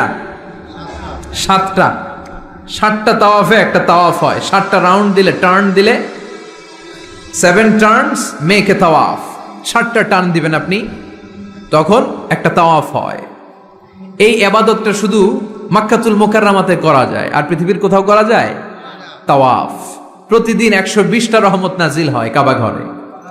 সিত্তুন আলিত তাইফিন, 7টা তাওয়াফকারীদের জন্য। আর 40 আলিল মুসাল্লিন, 40টা যারা কাবা ঘরে নামাজ পড়ে তাদের জন্য। ওয়াল 20 লিন্নাযিরিনা ইলাল কাবা, বাকি 20টা যারা নামাজও পড়ে না, তাওয়াফও করে না, শুধু কাবার দিকে দুচুক মেলে তাকিয়ে থাকে, তাদের উপর প্রতিনিয়ত 20টা রহমত নাজিল হতে থাকে। প্রতিদিন 120টা রহমত নাজিল হয় কাবাকে কেন্দ্র করে। সুবহানাল্লাহ। বাড়িতে গিয়া চিৎকার করে আল্লাহু আকবার। এই 7 তাওয়াফ করার পরে 2 রাকাত নামাজ পড়া সুন্নাত, জানেন? জানা না থাকলে জেনে রাখেন, হজে যেদিন যাবেন কাজে লাগবে, উমরা করতে গেলেও লাগবে। 7 তাওয়াফ করে 2 রাকাত সালাত পড়তে হয়। এই 2 রাকাতের প্রথম রাকাতে বিশ্বনবী পড়তেন সূরাতুল কাফিরুন, কুল ইয়া আইয়ুহাল লা আ'বুদু মা, আর দ্বিতীয় রাকাতে পড়তেন সূরাতুল ইখলাস। সুবহানাল্লাহ পড়েন। আবার বিশ্বনবী এই সূরাকে বলেছেন সুলুসুল কোরআন, কোরআনের 3 ভাগের 1 ভাগ। একবার কেউ যদি তাজবিদের সাথে সূরাতুল ইখলাস তেলাওয়াত করে, রব্বুল আলামিন তার আমলনামায় 10 পারা কোরআন তেলাওয়াতের সওয়াব দিয়ে দিবে। 2 বার তেলাওয়াত করলে 20 পারার সওয়াব দেয়া হবে। 3 বার যদি কেউ এই ছোট্ট সূরাটা কেবলমাত্র 3 বার তেলাওয়াত করে, পুরো কোরআন খতমের সওয়াব আমলনামায় দিবে কে? ফজিলত কম না বেশি? টের পাচ্ছেন তো ফজিলতটা? 3 বার পড়লে পুরো কোরআন কভার। কোন কোন মুহাদ্দিসিন বলেছেন না, বিশ্বনবী সুলুসুল কোরআন দ্বারা 1/3 অফ দ্য বুক দ্বারা এটা বুঝায় নাই। বিশ্বনবী বুঝিয়েছেন পুরো কোরআনটাকে যদি প্রেসাইজ করা হয়, কনসাইজ করা হয়, যে হুজুর পুরো কোরআনের সব কথাগুলোর আপনি প্রেসাইজ করে 3 শব্দে আমারে বলেন যে পুরো কোরআন আল্লাহ কি বলেছে, তাহলে আমি বলবো কোরআনে আল্লাহ আপনাকে বলেছে তাওহীদের কথা, বলেছে রিসালাতের কথা, আর বলেছে আখিরাতের কথা। তাহলে পুরো কোরআনের মৌলিক কথা 3টা। 1 নাম্বার তাওহীদ, 2 নাম্বার রিসালাত, 3 নাম্বার সবাই বলেন 1 নাম্বার, 2 নাম্বার, 3 নাম্বার। যেহেতু এই সূরাটা তাওহীদ নিয়ে কথা বলে, যেহেতু এই সূরাটা তাওহীদের রূপরেখা অঙ্কন করেছে, সেহেতু কেউ যদি এই সূরাটা পড়ে কেমন যেন সে কোরআনের 3 ভাগের 1 ভাগ তেলাওয়াত করে ফেললো। কোন সুবহানাল্লাহ। এজন্য এটাকে বিশ্বনবী বলেছেন সুলুসুল কোরআন, 1/3 অফ দ্য বুক। হয় একবার পড়লে 10 পারা, 2 বার 20 পারা, 3 বারে পুরো খতম, না হয় অন্তত তাওহীদের সব বিষয়গুলো আপনার অন্তরের মধ্যে ঢুকে যাবে। চিল্লায় কোন আল্লাহু আকবার। অনেক বরকতের সূরা। বিশ্বনবী মুহাম্মদ রাসূলুল্লাহ সাল্লাল্লাহু আলাইহি ওয়াসাল্লাম মক্কা থেকে মদিনায় হিজরত করে আসলেন। মদিনায় যাওয়ার আগে কোবা পল্লী, যারা হজ উমরায় গিয়েছেন, মক্কা থেকে মাত্র 5 কিলোমিটার দূর একটা মসজিদ আছে, মসজিদে কোবা। প্রতিদিন শনিবার বিশ্বনবী মসজিদে নববী থেকে কোবা মসজিদে হেঁটে হেঁটে যে 2 রাকাত নামাজ পড়তেন। কেউ যদি অজু করে, ঘর থেকে অজু করে যে কোবার মসজিদে নামাজ পড়ে, তার আমল নামে আল্লাহ একটা কবুল উমরা হজের সওয়াব দিয়ে দিবে। এই জন্য দেখবেন প্রতি শনিবারে কোবা মসজিদে ভিড়। আমি যতবার গিয়েছি সৌদিতে, প্রত্যেক শনিবারে ওখানে জিয়ারত করেছি। শনিবারে যে কোবা মসজিদে আপনি নামাজ পড়বেন। এই কোবা মসজিদ তৈরি করে বিশ্বনবী চলে আসলেন মদিনাতুল মুনাওয়ারাতে। এসে তিনি জায়গা চুজ করলেন, কোথায় হবে আমার মসজিদ, লোকেশন চুজ করলেন। বিশ্বনবী লোকেশন চুজ করতে পারতেন খুব ভালো। খুঁজে খুঁজে এমন একটা জায়গা তিনি বাছাই করলেন, সেন্টার অফ দ্য সিটি, এটা শহরের একেবারে মাঝখানের জায়গা। বিশ্বনবী বললেন এই জায়গা আমার লাগবে। সুবহানাল্লাহ কইবেন না? কি জ্ঞান, কি বুদ্ধিমত্তা, কি ফিলোসফি ছিল বিশ্বনবীর। সব জায়গায় বিশ্বনবীর এই অভাবনীয় বুদ্ধিমত্তা। বিশ্বনবী যখন কোনো যুদ্ধে যেতেন, যুদ্ধ ডান দিকে, যুদ্ধ কোন দিকে, কিন্তু সেনাপতি নিয়ে বের হইতেন বাম দিকে, বের হইতেন বাম দিক দিয়ে, ঘুইরা টুইরা ওই দিকে যাইতেন। সুবহানাল্লাহ কইবেন না? যাতে কেউ কল্পনাই করতে না পারে কোথায় অ্যাটাক করবে উনি। এটা হচ্ছে সেনাপতির যুদ্ধ কৌশল। বিশ্বনবীর যুদ্ধ যদি হতো বাম দিকে, উনি বেরোইতেন ওইদিকে। বিশ্বনবীর যুদ্ধ হলো সামনে, মদিনা থেকে তিনি পিছনের রাস্তা দিয়ে অনেক দূরে চলে যেতেন, সেখান থেকে মরুভূমির পথ পাড়ি দিয়ে তারপর যুদ্ধের ময়দানে যেতেন। বুদ্ধিমত্তা, intellectual power. He was a very good mediator ever in the world. পৃথিবীর সবচাইতে বেশি কূটনৈতিক বুদ্ধি সম্পন্ন মানুষ করে আল্লাহ তাআলা বিশ্বনবীকে বানিয়েছেন। ওয়াজ এ ভেরি গুড মিডিয়েটর। মধ্যস্থতা করতে পারতেন ভালো, সালিস করতে পারতেন ভালো। সালিস আমরা বাংলায় বলি সালিশ, আসলে শব্দটা সালিস, আসানি আসালিস। আমার আপনার মধ্যে ঝগড়া, তো আমি এক আপনি দুই, আরেকজন লাগবে কি 3 নাম্বার, আসালিস। এটাকে বলে সালিশ। সালিশই করতে পারতেন বিশ্বনবী, চমৎকার।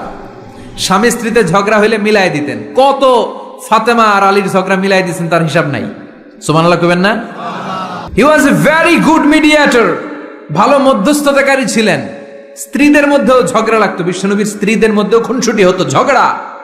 বিশ্বনবীর একমাত্র কুমারী স্ত্রী ছিল আয়েশা রাদিয়াল্লাহু তাআলা আনহা।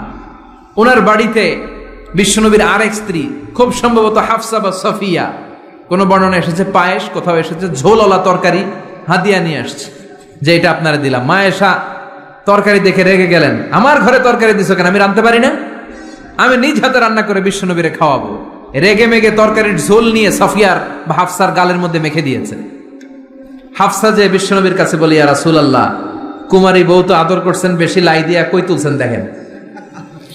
ও নবী, আমি পায়েস নিয়েছিলাম আর ঝোল করা তরকারি নিয়েছিলাম, ভেবেছিলাম আপনিও খাবেন, আয়েশাও খাবে। আয়েশা কয়, আমি কি রাঁধতে জানি না?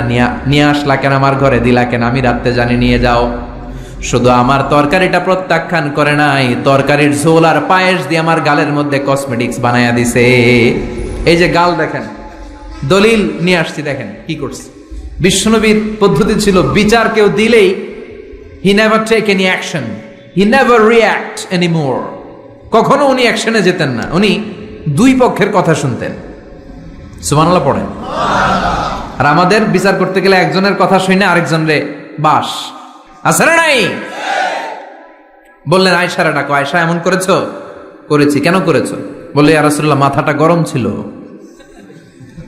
নিজেকে সামলাতে পারিনি গো নবী, সামলাতে পারিনি, আমি ভুল করেছি, আমি স্বীকার করলাম, মাফ করে দেন। বিশ্বনবী বললেন, এবার ঠিক আছে, দুজনের কথা আমি শুনেছি, এবার আমার জাজমেন্ট হচ্ছে কিসাস, মানে যেমন করেছো তেমন, গুতা মারলে গুতা, ঘুষি মারলে ঘুষি, আঘাত করলে আঘাত, ঠিক কিনা? হাফসাকে তুমি যেমনি ঝোল মাখিয়ে দিয়েছো, হাফসা তুমিও বাটি থেকে ঝোল নিয়ে আয়েশার গালে পলিশ করে দাও। হাফসাও সুযোগ পাইয়া ঝোল নিয়ে মাইখা দিছে। এবার দুইজনের গালে কসমেটিক্স। বিশ্বনবী মুচকি হাসলেন, আরশের উপর থেকে খুশি হয়ে গেল কে? এটা হচ্ছে বিশ্বনবীর বিচার করার বুদ্ধিমত্তা। হি ওয়াজ এ ভেরি গুড মিডিয়েটর। ঝগড়া লাগলেই, বুখারীতে একটা চ্যাপ্টার আছে, চ্যাপ্টারের নাম হচ্ছে ইযহাবু বিনা নুসলিহ বাইনাহুম। চ্যাপ্টারের নাম আমাকে নিয়ে চলো, আমি মিলাইয়া দিব। চ্যাপ্টারের নাম কি? আমাকে নিয়ে যাও, আমি মিলাইয়া দিয়ে আসবো। কত জায়গায় যে বিশ্বনবী যে মিলাইয়া দিয়ে আসতেন। মক্কা থেকে তিনি যখন মদিনায় এসছেন, মদিনার দুইটা গোত্র ছিল, আউস আর খাজরাজ। এদের এই দুই গোত্রের মধ্যে 100 বছরের মারামারি, 120 বছরের যুদ্ধ, কেউ থামাতে পারে না। থামাতে পারবে কি করে? বাবা যখন মারা যায়, ছেলেরা বলতো আমারে মারছিল, তোরাও মারবি।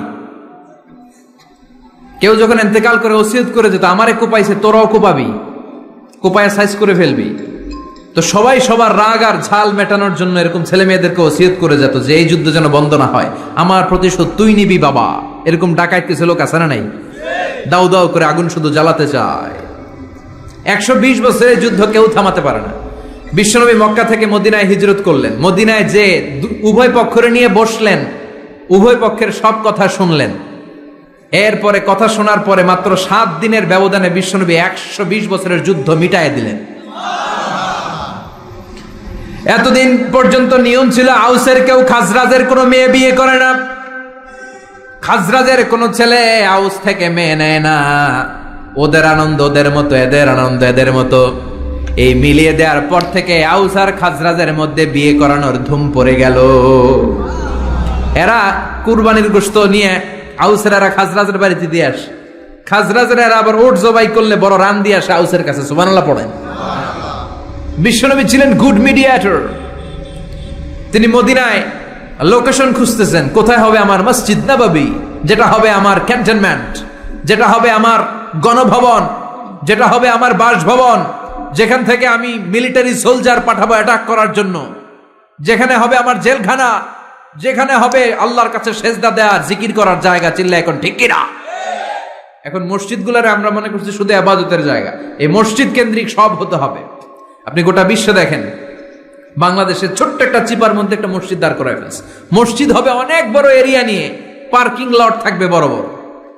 মসজিদের একতলায় থাকবে কমিউনিটি সেন্টার, এক জায়গায় থাকবে হিজামা সেন্টার, এক জায়গায় থাকবে রুকিয়া সেন্টার, আরেক জায়গায় খতিব সাহেব সোশ্যাল কাউন্সিলিং করবে। যুবকদের কি সমস্যা, নারীদের কি সমস্যা, বিধবাদের কি সমস্যা, কার কি মাসালা জানার আছে, লিগ্যাল অপিনিয়ন জানার আছে, খতিব সাহেব সোশ্যাল কাউন্সিলিং করবে। চিল্লা এখন ঠিক কিনা?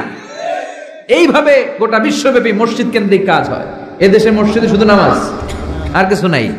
বিশ্বনবী শুনতেছেন? মনোযোগ আছে না গেছে? তাকবীর দেন, লিল্লাহে তাকবীর। বিশ্বনবী লোকেশন তালাশ করতেছেন, কোথায় বানানো যায় মসজিদ নববী। খুঁজতে খুঁজতে এমন জায়গায় বিশ্বনবী চয়েস করলো, ওটা ছিল ছাগল ঘোড়া এগুলোর আস্তাবল, কিছু জায়গায় খেজুর গাছের ভাঙ্গা ক্ষেত, আর কিছু জায়গায় কাফির মুশরিকদের কবরস্থান। এখন এই জায়গায় মসজিদ করা তো কঠিন। বিশ্বনবী বললেন, না, আমার নজর এক জায়গায় যদি পড়ে ওইখান থেকে আমি ফিরাই না সহজে, ট্রাই করো, এটাই আমার লাগবে মসজিদে নববী। বিশ্বনবী বললেন, ছাগল গরুর আস্তাবলকে সমান করো, খেজুর গাছ ভাঙ্গা যেগুলো আছে খেজুর গাছগুলোর কেটে ফেলো, কাফের মুশরিকদের যত কবরস্থান আছে কবরস্থান থেকে হাড্ডি গুড্ডি এখান থেকে নিয়ে অন্য জায়গায় দাফন করো। সুবহানাল্লাহ।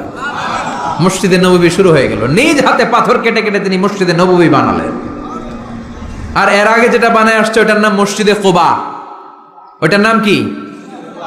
আমার দিকে তাকান সবাই, এদিকে সোজা সোজা। মসজিদে কুবা। আপনাদের এলাকায় অনেক জায়গায় আছে না মসজিদে কুবা?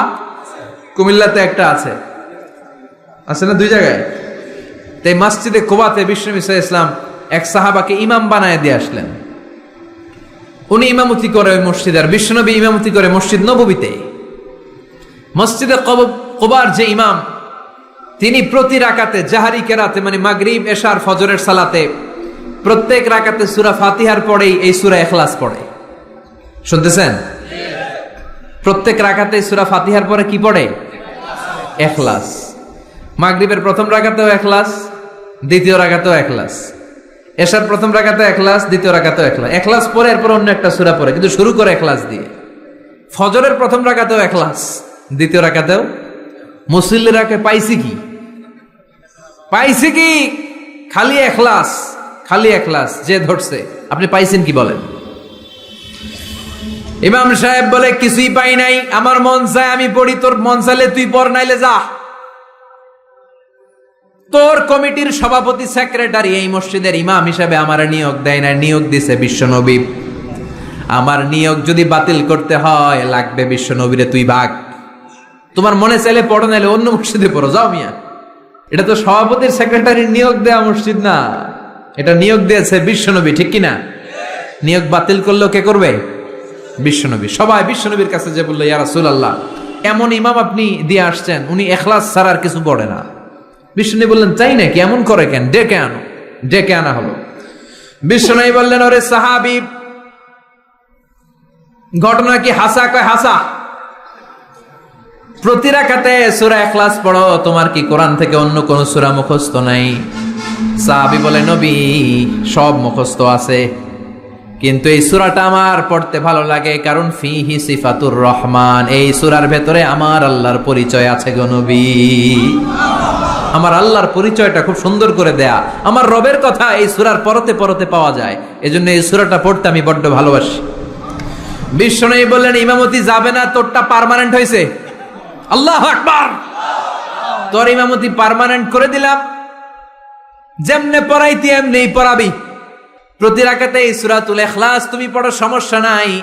এই যে তুমি সূরাতুল ইখলাস পড়ো, সূরাতুল ইখলাসকে ভালোবাসো, আল্লাহ বলেছেন এই ইখলাসের ভালোবাসার কারণে কিয়ামতের দিন আল্লাহ তোরে জান্নাতে ঢুকায়া দিবে। এই ইখলাসের ভালোবাসার কারণে আনতা মিন আহলিল জান্নাহ, তুমি জান্নাতে যাবা। হুব্বুকা ইয়াহা ইউদখিলুকাল জান্নাহ, এই সূরার ভালোবাসায় তোমার জান্নাতে ঢুকায় দিবে। সুবহানাল্লাহ পড়েন।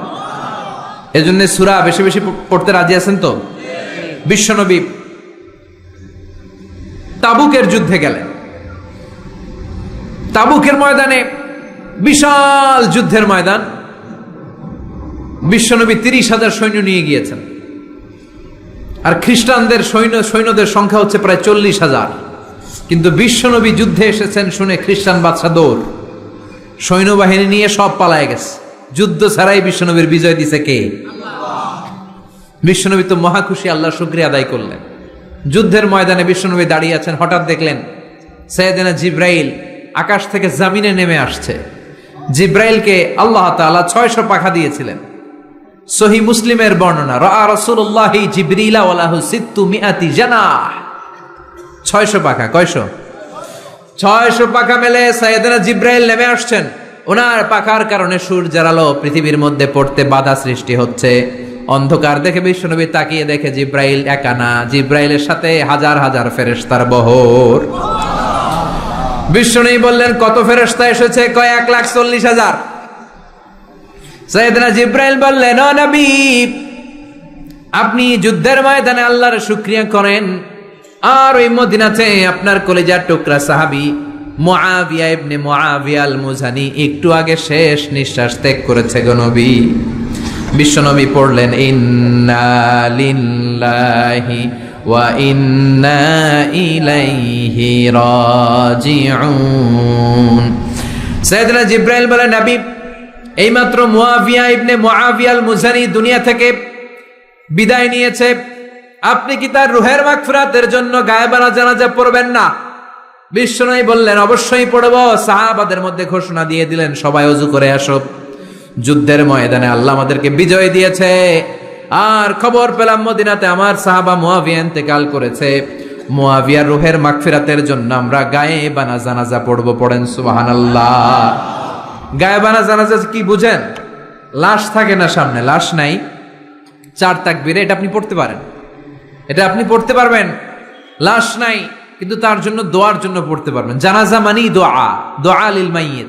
4টা তাকবীর আপনি অনেক দোয়া করছেন এই মরা লাশের জন্য, এটা তো অর্থ তো বোঝে না, এই জন্য জানাজার পরে আবার হাত তুলে দোয়া করা লাগে আমাদের, কারণ কি দোয়া করছে এটা বুঝি নাই। বুঝলে কিন্তু আর লাগতো না, ঠিক কিনা? বিশ্বনবী সাহাবাদের নিয়ে দাঁড়ালেন, লম্বা লম্বা কাতার হলো। সাহাবীদের কাতারের শেষে সাইয়েদনা জিব্রাইল 1,40,000 ফেরেশতাদেরকে নিয়ে জানাজায় শরীক হলেন। বিশ্বনবী 4 তাকবীর দিয়ে জানাজা পড়লেন, আল্লাহু আকবার, আল্লাহু আকবার, আল্লাহু আকবার, আল্লাহু আকবার। 4টা তাকবীরের মধ্য দিয়ে জানাজা শেষ করলেন। বিশ্বনবী তাকিয়ে দেখে সাহাবাদের পেছনে 1,40,000 ফেরেশতা দাঁড়িয়ে জানাজায় শরীক হয়েছে। বিশ্বনবী বললেন, জিব্রাইল, কোনদিন তো এত ফেরেশতা নিয়ে কারো জানাজায় শরীক হতে দেখি নাই। ঘটনা কি?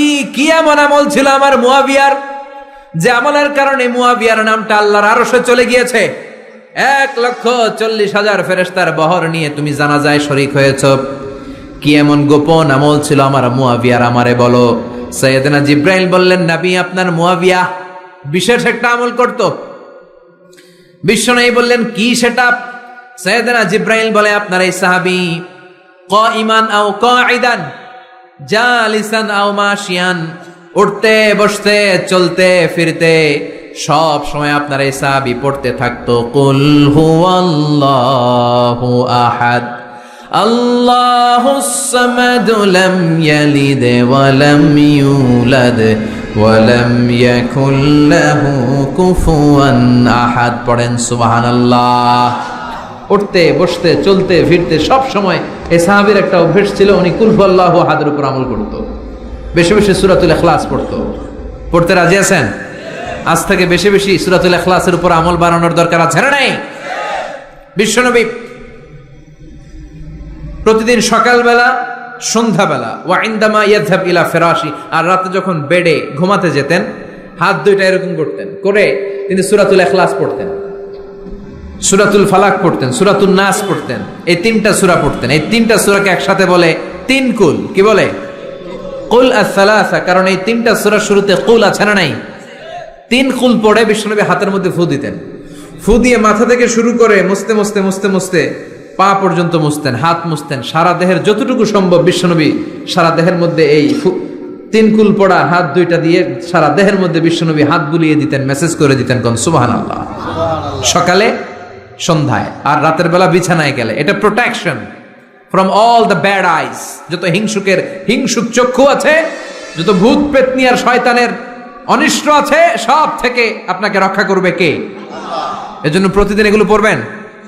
কি কি পড়বেন? এরকম হাত দুইটা মিলায়া সূরা ইখলাস, সূরা ফালাক, সূরা নাস, তিনটার বলে একসাথে তিন কুল। কি বলে? আজকে থেকে এটা আমল করা যাবে। মা আয়েশা যখন অসুস্থ হতেন, বিশ্বনবীর কাছে যে বললেই বিশ্বনবী বলতেন, আয়েশা হাত দুইটার একসাথে করো, সূরা ফালাক পড়ো, ইখলাস পড়ো, নাস পড়ো, ফু দাও, আর সারা দেহে মেসেজ করো। সুবহানাল্লাহ পড়েন। বিশ্বনবী একবার সেজদায় আছেন। কিসে আছেন? চিল্লা এখন। সেজদা অবস্থায় লাদাগাতহু আকরাব, একটা বিচ্ছু পোকা এসে বিশ্বনবীর হাতের মধ্যে কামড় দিয়েছে। বিচ্ছু কামড় দিলে খুব আরাম লাগে না? হ্যাঁ, বিষাক্ত, পয়জনাস, ভ্যানামাস। বিশ্বনবী ব্যথা পাচ্ছেন, প্রচন্ড ব্যথায় বিশ্বনবী অস্থির। বিশ্বনবী বললেন, লাআনাতুল্লাহি আলাল আকরাব, এই বিচ্ছুর উপর আল্লাহর লানত।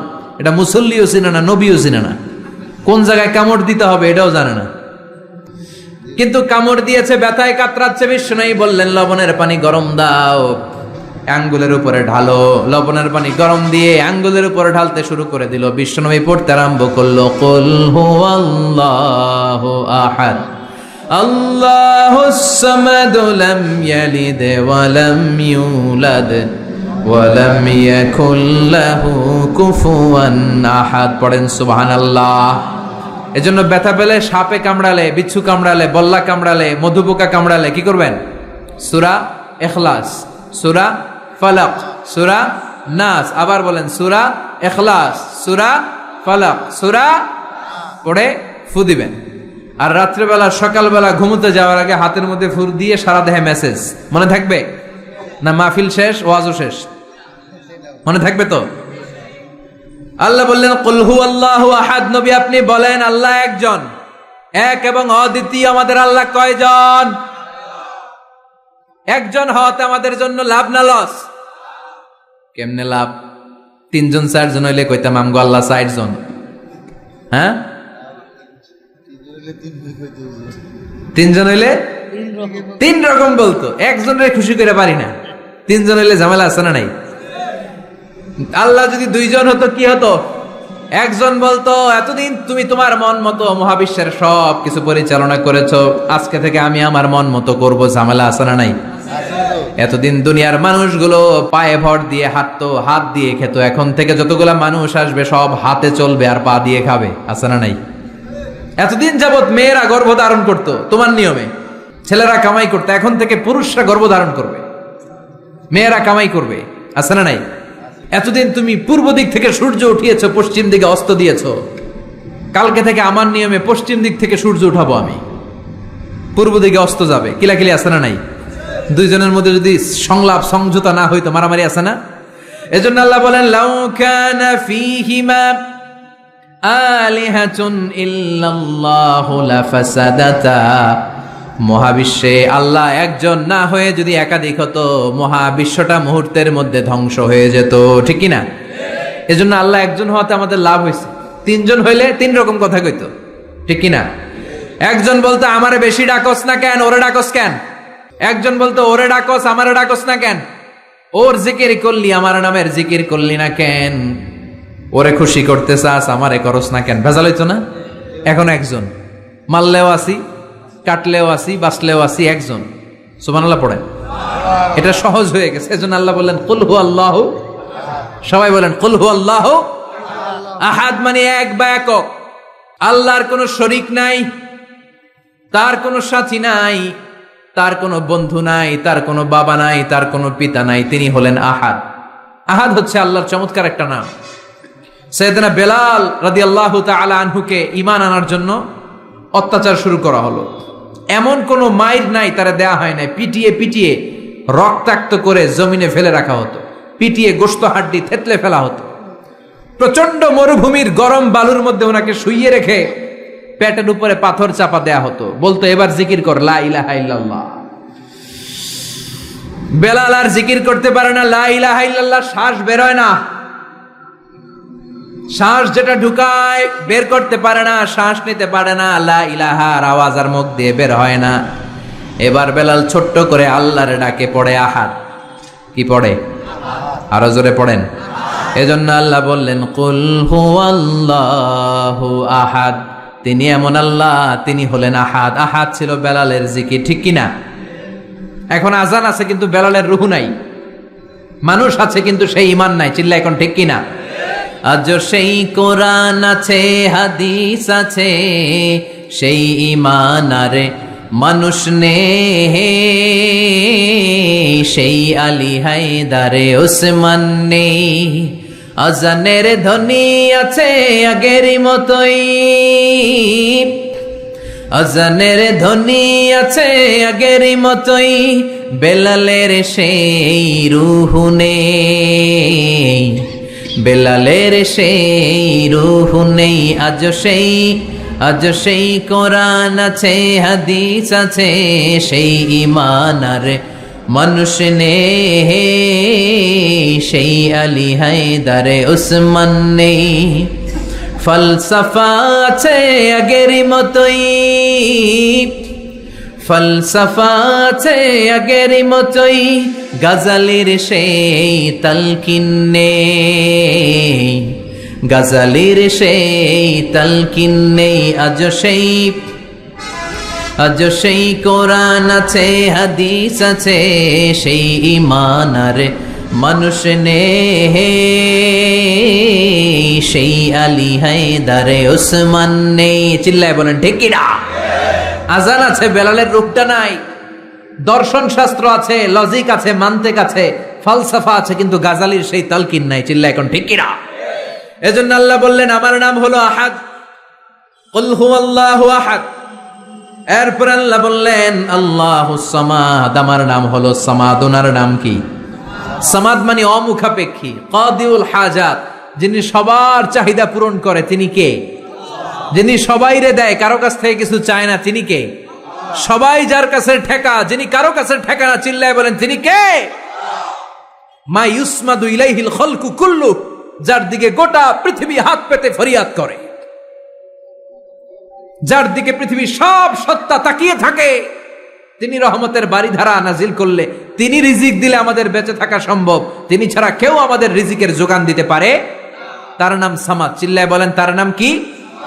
আল্লাহ ডেকে বলে গোলাম লাউ আন্না আউওয়ালাকুম ওয়া আখিরাকুম ওয়া ইনসাকুম ওয়া জিন্নাকুম, তোমাদের শুরু থেকে শেষ পর্যন্ত, আদম থেকে শেষ পর্যন্ত যত লক্ষ কোটি মানুষ দুনিয়ায় আসবে, সবগুলো মানুষ বিশাল এক মরু প্রান্তরে দাঁড়িয়ে যদি আমি আল্লাহর কাছে চাইতে শুরু করে দাও, সবাই যদি আল্লাহর কাছে মনের সব চাওয়াগুলো বলে, আল্লাহ আমারে বাড়ি দাও, আমারে গাড়ি দাও, নারী দাও, এটা দাও, ওটা দাও, আমারে সব দাও, আল্লাহ সবাইকে সব যদি দান করে দেয়, আল্লাহর ক্ষমতার 1 ইঞ্চিও কমবে না, আল্লাহর ধনভাণ্ডারের 1 ইঞ্চিও ঘাটতি হবে না। সুবহানাল্লাহ পড়েন। এজন্য কেউ যেটা পারে না, পারে কে?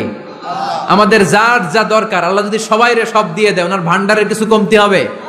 এজন্য ওনার নাম সামাদ। সবাই ওনার কাছে হাত পাতে। উনি হাত পাতে কার কাছে? কথা কন। সবাই ওনার কাছে ঠেকা, উনি ঠেকা কার কাছে? এজন্য আল্লাহ বললেন কুল হুয়াল্লাহু আহাদ, আল্লাহুস সামাদ, লাম ইয়ালিদ ওয়া লাম ইউলাদ ওয়া লাম ইয়াকুল লাহু কুফুয়ান আহাদ। লাম ইয়ালিদ ওয়া লাম ইউলাদ, তিনি জন্ম দেয়ও নাই, জন্ম নেয়ও নাই। সুবহানাল্লাহ পড়েন। আমার বাবা আছে না?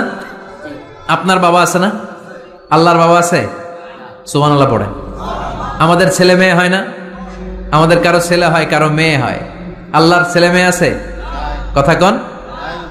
মক্কার মুশরিকরা বলতো আল মালাইকাতু বানাতুল্লাহ, ফেরেশতারা আল্লাহর মাইয়া। কি কইতো? ফেরেশতারা আল্লাহর মেয়ে। আর বলতো সাইয়েদনা উযার আলাইহিস সালাম আল্লাহর ছেলে, সাইয়েদনা ঈসা আলাইহিস সালাম আল্লাহর ছেলে, ফেরেশতারা হলো আল্লাহর মেয়ে। আল্লাহ বলে ভুল বললি, লাম ইয়ালিদ ওয়া লাম ইউলাদ। সুবহানাল্লাহ। তার কোনো নসবনামা নাই, আমাদের নসবনামা আছে। আমার নাম মিজান, বাবার নাম আলী আহমদ, দাদার নাম জাইনুল আবেদিন, তার বাবা মাকরাম, তার বাবা অমুক সমুক। আছে না নাই? আপনার নাম কি? আপনার আব্বার নাম কি? তার বাবার নাম হাসাদ আলী, ওনার বাবার নাম? আপনার আব্বার নাম? হ্যাঁ, মমতাজ উদ্দিন। বাবার নাম কেরামত আলী। দাদার নাম?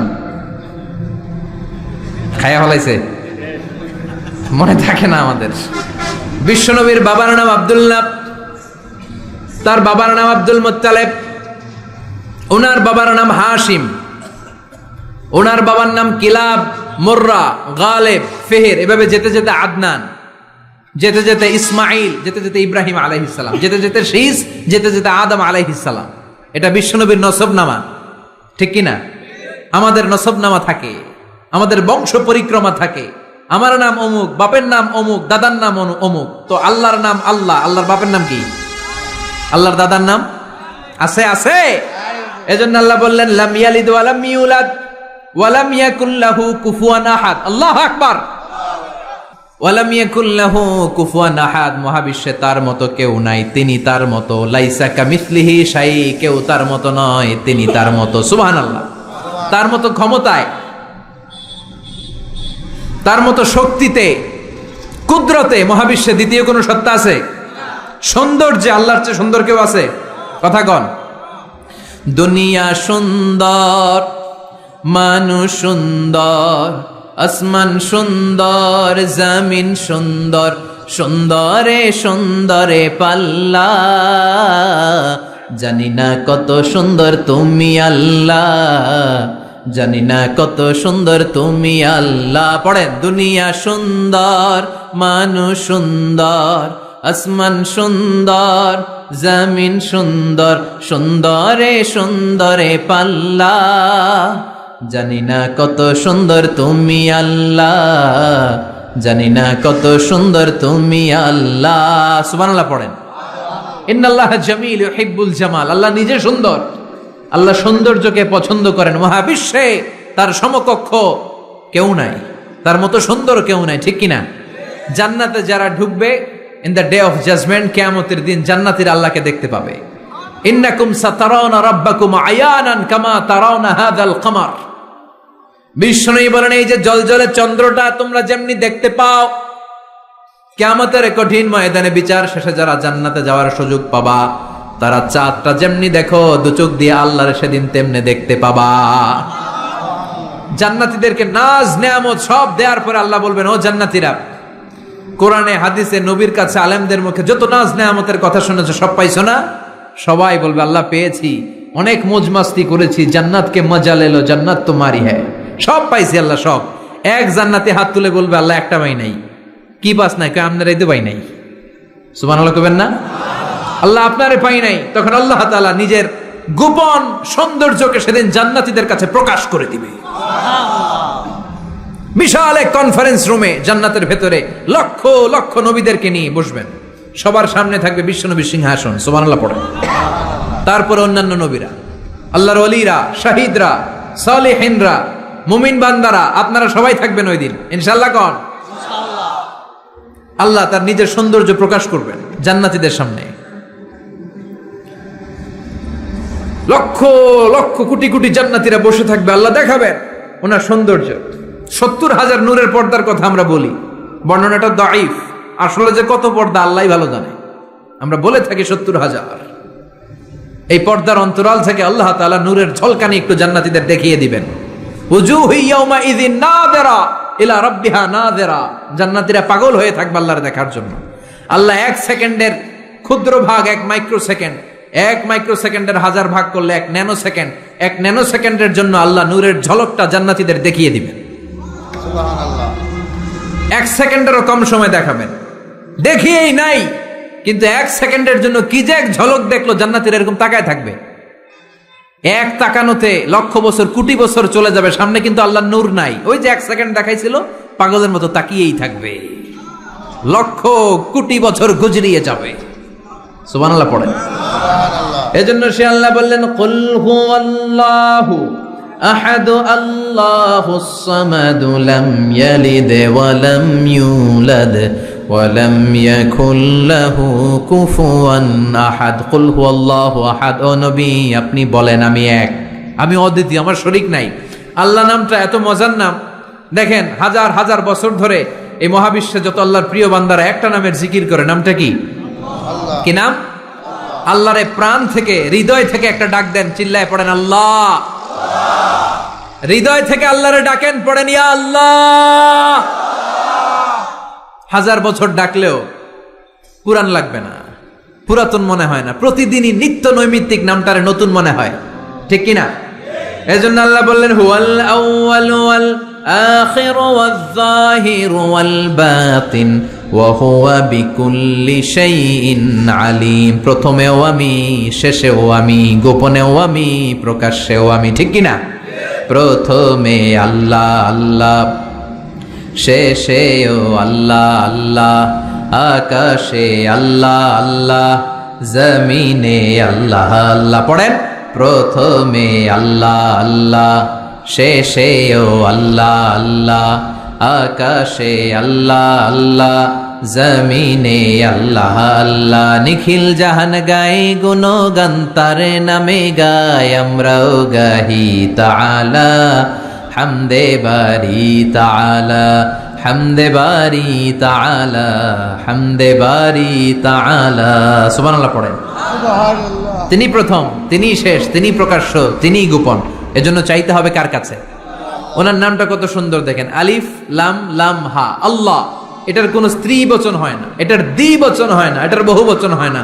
ভগবানের ভগবতী আছে না নাই?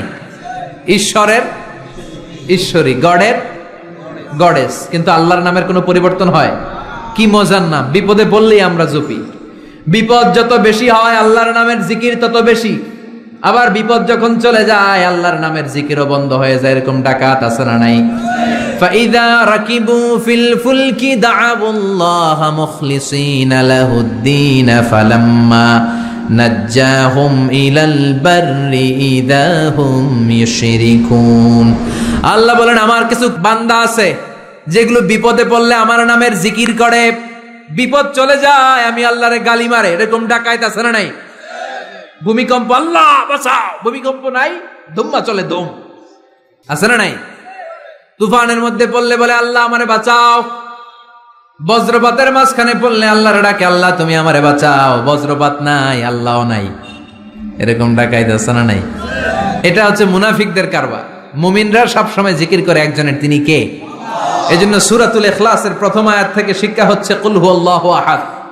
হে নবী আপনি বলেন আল্লাহ একজন, আমরা একজনের কাছে চাবো। আমরা একজনের কাছে মনের জ্বালা, যন্ত্রণা, আকুতি, চাহিদা সব পেশ করব। আমাদের মনের যা চায় সব দিলেও তার ঘাটতি হবে না। চিল্লা এখন ঠিক কিনা? এরপর আয়াতে আল্লাহ বললেন আল্লাহুস সামাদ, তিনি অমুখাপেক্ষী। গোটা বিশ্বের সবাই আল্লাহর কাছে ফরিয়াদ করে, আল্লাহ কারো কাছে ফরিয়াদ করে না, ঠিক কিনা? এরপরে আল্লাহ বললেন লাম ইয়ালিদ ওয়া লাম ইউলাদ, তিনি কাউরে জন্ম দেন নাই, জন্ম নেন নাই। সুবহানাল্লাহ পড়েন। ওয়া লাম ইয়াকুল লাহু কুফুয়ান আহাদ, তার মতো কেউ নাই। এটা আল্লাহর অস্তিত্বের ব্যাপারে একটা গুরুত্বপূর্ণ আকীদা। খেয়াল রাখবেন, আল্লাহর মতো কেউ হয় না, তিনি তার মতো।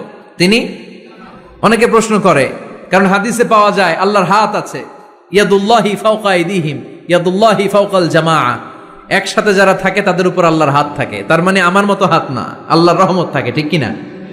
আল্লাহ আরশের উপর থাকেন, কেমনে থাকেন এটা আমরা জানি না। এজন্য ইমাম মালিক বলতেন আল ইস্তিওয়া মা'লুম, আল্লাহ যে আরশের উপর আছে এটা আমরা জানি। ওয়াল কাইফিয়াতু মাজহুল, কিন্তু কেমন ভাবে আছেন এটা আমাদের অজানা। ওয়াস সুআলু আনহু বিদআহ, এই সম্পর্কে প্রশ্ন করা হচ্ছে বিদআত। এজন্য তাফাক্কুর ফি খালকিল্লাহ ওয়ালা তাফাক্কুর ফিল্লাহ, আল্লাহর সৃষ্টি নিয়ে গবেষণা করো, আল্লাহর নিয়ে গবেষণা করো না। আল্লাহর নিয়ে গবেষণা করতে গেলে তোমার মাথার তারগুলোকে ছিঁড়ে ফেলবে কে? ছিঁড়ে যাবে। তিনি হচ্ছেন আনলিমিটেড, অসীম। অসীম কি নিয়ে যদি সসীম গবেষণা করে ঝামেলা আছে না নাই? এজন্য আল্লাহর নিয়ে গবেষণা না করে আল্লাহর তৈরি করা পাহাড়ের দিকে তাকান, মরুভূমির দিকে তাকান, গাছপালার দিকে তাকান, সাগরের দিকে তাকান, ঝর্ণার দিকে তাকান। ঝর্ণা ঝর্ণা ঝর্ণা রে, বলনা বলনা বলনা রে, কার বিরহে পাগল পাড়া তুই, কার মিলনে ফুল ফসলে ভরা রে তোর দুকুল ভুই, কার মিলনে ফুল ফসলে ভরা রে তোর দুকুল ভুই। ঝর্ণা ঝর্ণা ঝর্ণা রে, বলনা বলনা বলনা রে, কার বিরহে পাগল পাড়া তুই। সুবহানাল্লাহ পড়েন। এজন্য আল্লাহর অস্তিত্ব নিয়ে গবেষণা করা যাবে, গবেষণা চলবে আল্লাহর সৃষ্টি নিয়ে, কি নিয়ে? আর সব সময় বিপদে আপদে তাওয়াক্কুল করবে একজনের উপর, তিনি কে? চাইবো কার কাছে? রাজি আছেন সবাই? আল্লাহ আমাদের সবাইকে কথাগুলো বুঝার ও আমল করার তৌফিক দান করুক। আমরা পড়ি আমিন। সুবহানাকাল্লাহুম্মা বিহামদিকা আশহাদু আল্লা ইলাহা ইল্লা আনতা আস্তাগফিরুকা ওয়া আতুবু ইলাইক। নিয়মিত ইউটিউব ভিডিও দেখতে সাবস্ক্রাইব করুন। নতুন নতুন ভিডিও পেতে ঘন্টা বাটনটি চাপুন।